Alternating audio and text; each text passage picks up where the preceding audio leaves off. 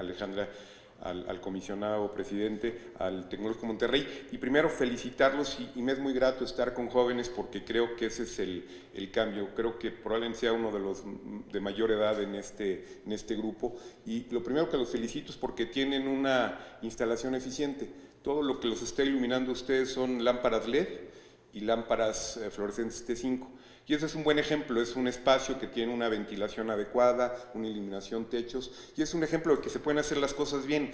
Todos estos esfuerzos de reforma energética, de leyes, de ajustes en los precios, el objetivo es uno, es que podamos tener energía a precios razonables.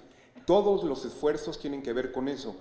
¿Y por qué tenemos que tener energía? Porque evidentemente nuestra vida, nuestro desarrollo económico, el crecimiento económico, el desarrollo social, no sería posible sin energía. Bien lo decía el presidente comisionado, todavía alrededor de 18 millones de personas en nuestro país tienen que utilizar leña para preparar sus alimentos. Esto no es solamente un problema energético, es un problema de salud, y un grave problema de salud. Aproximadamente 2 millones de mexicanos no cuentan con energía eléctrica. Primer gran reto que tenemos como seres humanos. Aquí quienes estamos son o estudiantes, o maestros, o servidores públicos, o los que dirigen programas, o los que estamos en bancos o en organismos, en agencias internacionales. Todos tenemos un nivel de conciencia claro de que efectivamente se requiere energía, pero no energía a cualquier costo. Y ese es un tema importante cuando hablamos de una reforma energética. La última ley que se publicó, que se aprobó, fue la Ley de Transición Energética.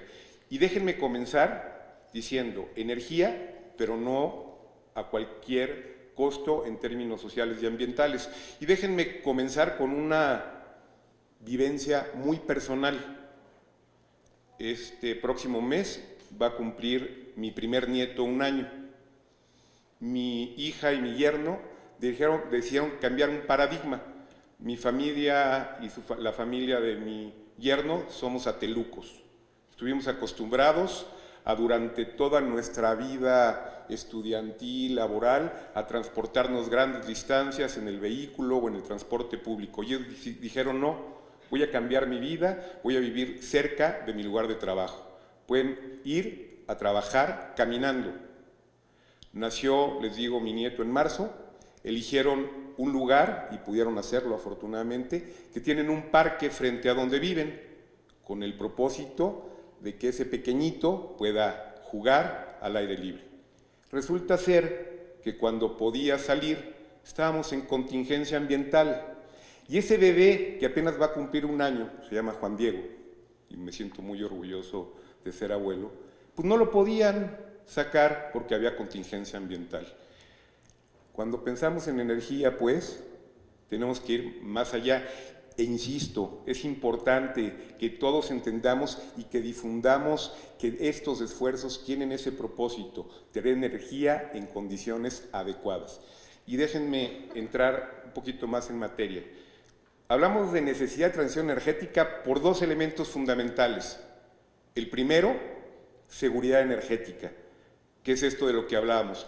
Garantizar un suministro suficiente y oportuno de energía a precios razonables. No es tan sencillo como subir un interruptor, nosotros lo vemos muy fácil, pero resulta ser que se requiere generación, se requieren combustibles, se requiere un gran esfuerzo para que podamos encender una luz en nuestros hogares, en nuestra escuela, en nuestro trabajo. Y el otro punto muy importante, el combate al cambio climático. Ya esto no está sujeto a ninguna polémica de que el cambio climático es un fenómeno, no sé qué hice, qué pasó, pero se fue la señora esta. Es un fenómeno que el mismo ser humano ha provocado y que tenemos que limitarlo para que la temperatura del planeta no aumente más de 2 grados centígrados, porque tiene enormes efectos económicos que ya han sido evaluados, que tanto pueden afectar al crecimiento del Producto Interno Bruto del país. Y lo que estamos haciendo en México en materia de transición energética se está haciendo también en otros países con un nivel mayor de desarrollo relativo, que es el caso de Alemania, Francia, y hay un estudio muy interesante de España que es algo de lo que les relataré muy pronto. Estamos hablando de países que tienen condiciones económicas muy diferentes en términos de su Producto Interno Bruto, el consumo per cápita de energía o sus emisiones de CO2, o inclusive también la población.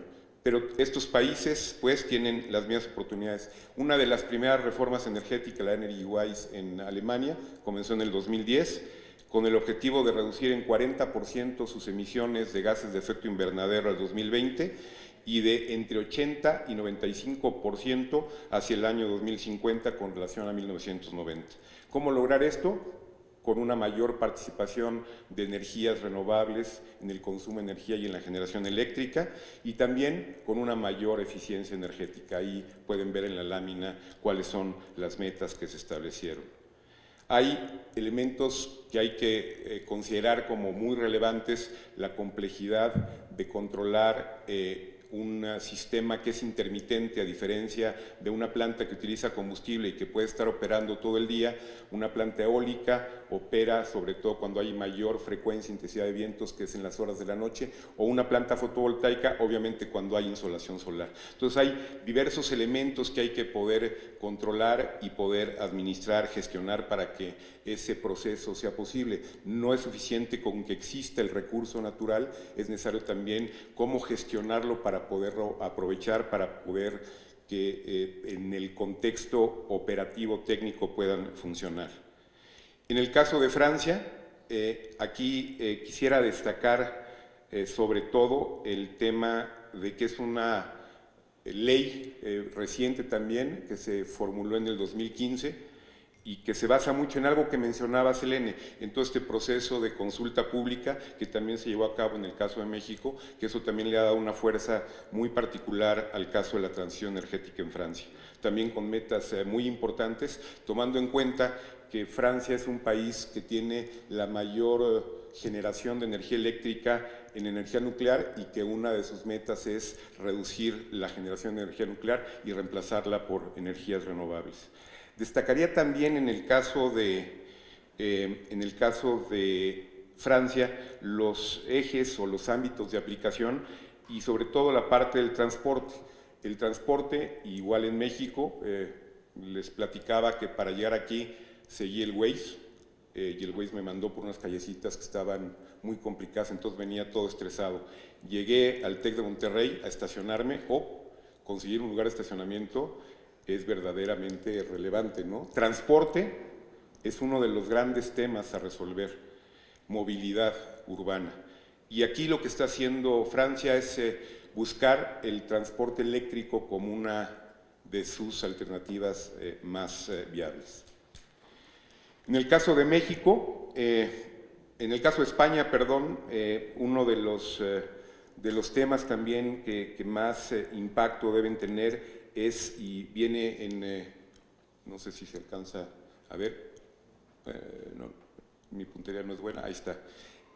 Ellos quieren cambiar del 0 al 100% su flota vehicular para uso particular hacia vehículos eléctricos, y cambiar todo el transporte de mercancía carretero a tren.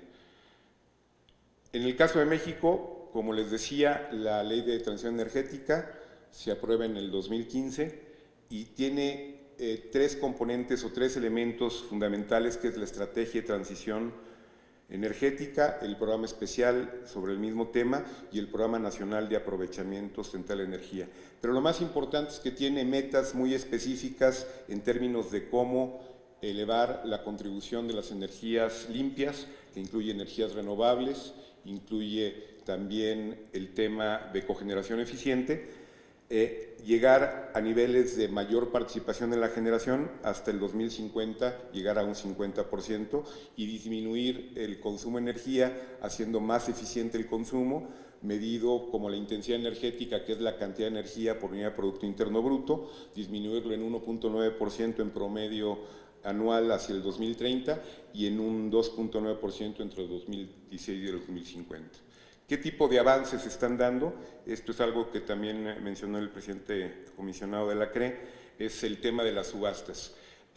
Los usuarios calificados y los generadores tienen que cumplir con cierto nivel de participación de energías renovables, al 2018 el 5%, y CFE, que se dividió en una empresa que distribuye a la población en general baja tensión, a otros usuarios calificados, pero en la parte de CFE que distribuye a los usuarios domésticos, comerciales de menores consumos, tuvo que llevar a cabo este proceso para poder contratar generación a partir de energías limpias, y estos son los resultados. Ha habido 2 subastas que han implicado en conjunto, se van a invertir en los próximos 3 años del orden de 6.6 billones de dólares. Ha habido una muy importante incremento, se va a generar un importante incremento en la participación de energía fotovoltaica a través de granjas solares, de grandes centros que van a tener sistemas fotovoltaicos.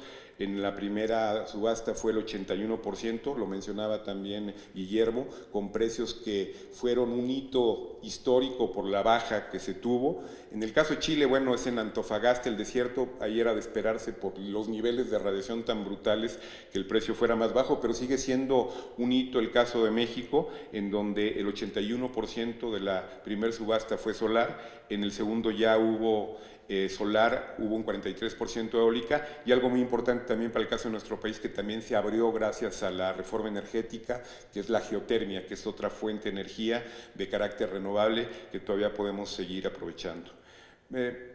La reflexión final: ojalá todos asumamos nuestro compromiso como humanidad en términos del buen uso de los recursos, en términos también, y creo que nos hace falta en nuestro país, entender las políticas públicas, estudiarlas, en su caso criticarlas para mejorarlas, pero en su caso también apoyarlas para que tengan éxito. Creo que es algo que ustedes como jóvenes deben mantener siempre el liderazgo en estos temas y transmitir informados qué es lo que se está haciendo y por qué se está haciendo. Muchas gracias.